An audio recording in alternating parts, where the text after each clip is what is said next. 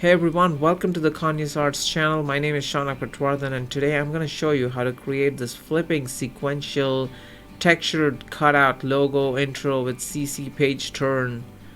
Is that enough words to describe this? Whatever this is. Okay, so let's get started.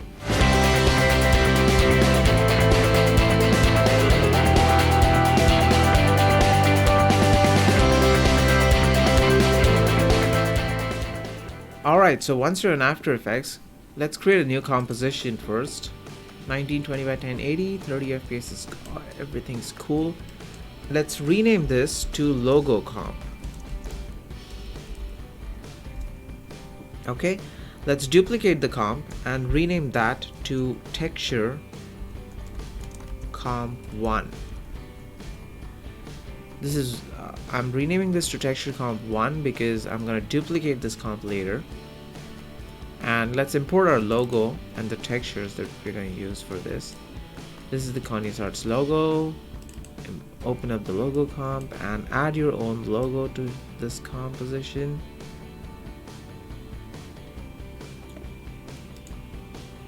Since this is an Illustrator file, I can click on the collapse transformations button so the logo doesn't blur or pixelate.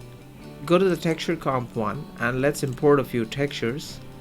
Now I've got all of these images from pexels.com. I'll leave a link to the website in the description of this video.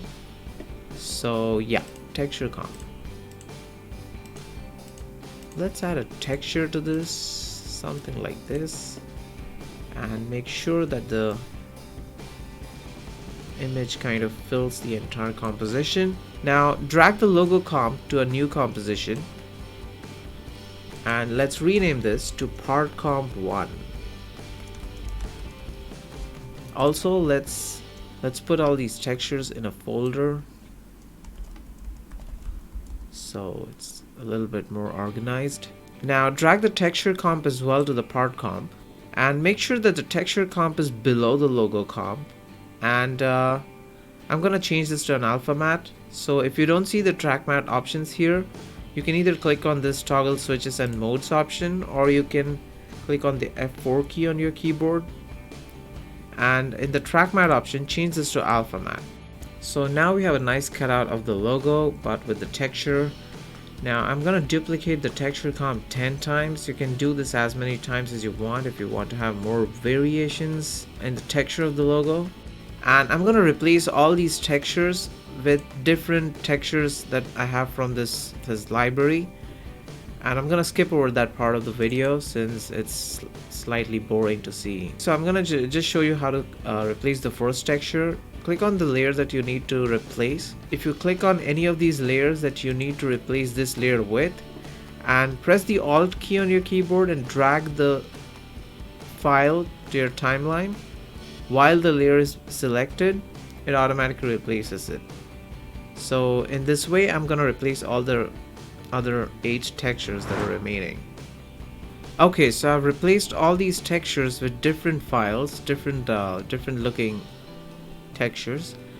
Now we're in the part comp 1. Drag the part comp 1 to a new composition. Let's rename this to main comp. Okay, now we need a background here, so let's create a new composition and let's rename this to background by BG. Okay, and let's add a texture for the background as well.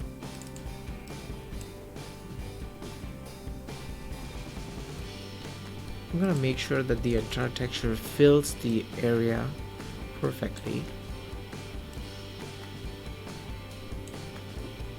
Okay, the BG comp is set. Drag the BG comp to the main comp, and for now let's just log the BG comp because I don't want to accidentally select it while animating the part comp 1.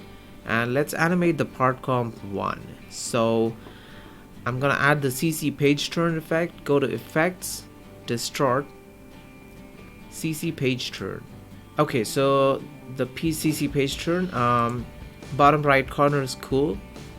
Add a keyframe to the fold position, and before we animate it, the fold radius should be 500. I want this to look like more of a thicker paper than a thinner one, so it looks something like this now. since the yeah, by the way, back opacity 100%. I'm gonna zoom into the timeline a little bit. For the fold position, let's just animate it in such a way that the layer is completely out of frame, so somewhere over here should be nice. And let's go to maybe 1 second and 13 frames on the timeline. Drag this down below again. Okay, so this should be nice. Now it animates like this. Let's add a couple of more effects to make this look a little bit better. Go to effects and presets, type in drop shadow and add it to the layer. Drag and drop it on the effect control stack. And let's go to maybe the 8th frame of this composition. Change the opacity to 40% and the distance to 200 and the softness to 220. Okay, so now we have this slight shadow here. Let's keyframe all of these properties and let's go forward just where the logo kind of settles down and change this to 0 and change these properties to 0 and 0 as well. So the animation now looks somewhat like this. It has a nice soft shadow while it's coming in, and when it settles down there's no shadow, which is fine. I like it. And let's add a directional blur to this. Change the shadow change the direction to 120 degrees. Let's animate the blur length on this. So it has a little bit of motion blur. I'll just press U to reveal all the keyframe properties, and the blur length can be around 30.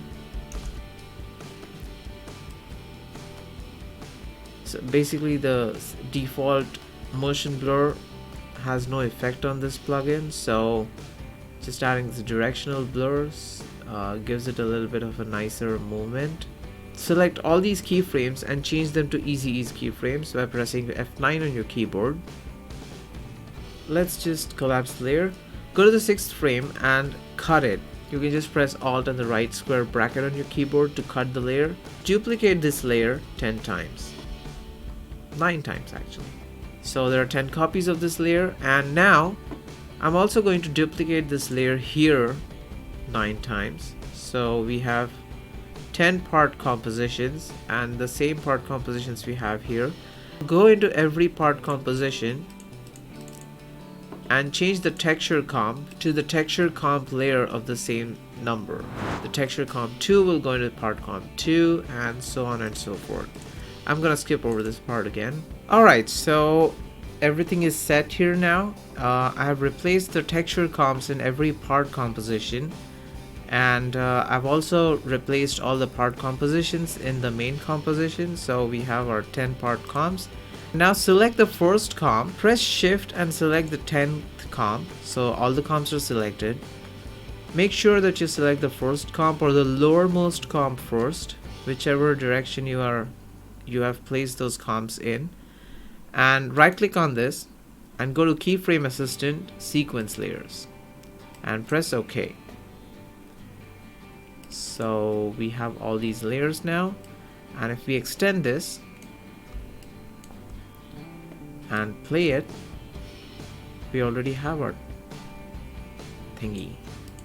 Oh, by the way, duplicate the part 10 comp and just replace it by the logo comp. Again, press Alt and drag it to the timeline and take it a little bit forward, and there we have it. Now to make this a little more interesting, go to the toggle switches and modes and change all of these layers to 3D layers. Unlock the BG comp and change this to a 3D layer as well. Let's add a camera. Press OK, and let's add a null as well. Change the null to a 3D layer. I'm going to parent the camera to the null so that I don't have to animate the camera right now, and lock the camera so that it doesn't get selected accidentally. For the null, let's go to the third second of this. Animate the scale property of the null. Let's animate this to 100% at the third second. And also let's animate the Z rotation on this. And in the first frame, let's kind of reduce the scale so that it zooms in a little bit. And the rotation, maybe 15%. Zoom in a little further. And change these to easy keyframes as well by pressing the F9 key on your keyboard. And there we have it. And that is the end of the tutorial. If you like the tutorial, please like the video as well and share it with your people. And if you haven't subscribed to my channel, please consider subscribing as well. Until the next time, Shaunak over and out.